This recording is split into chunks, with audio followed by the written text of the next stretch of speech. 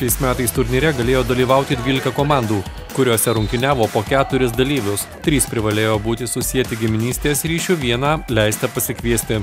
Siekiant turnyrą padaryti įdomesniu, nebuvo galima dalyvauti profesionaliems krepšininkams.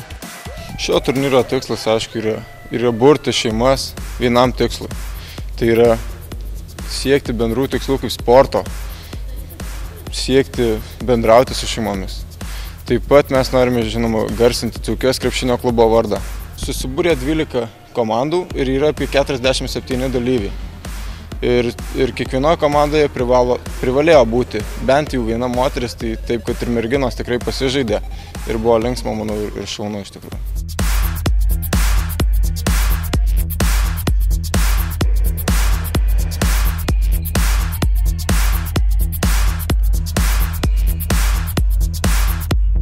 Komandos buvo suskirstytos į 2 pogrupius. Sužaidus po 5 rungtynes paaiškėjo ketvirtfinalio dalyviai. O finale susitiko broliai ir favoritais laikytas Kritulio komanda, kuri po atkaklios kovos palaužė brolius ir tapo turnyro nugalėtojais.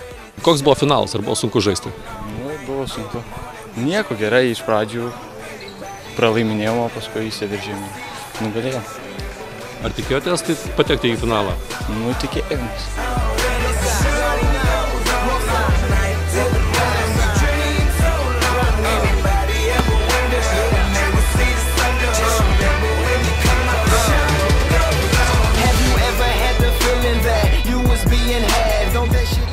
Turnyro metu surinktos baudų ir tritaškių metimų varžybos.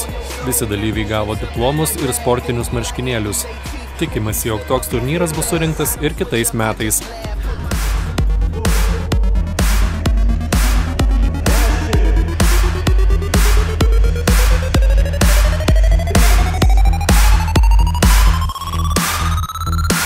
Y'all ready for this?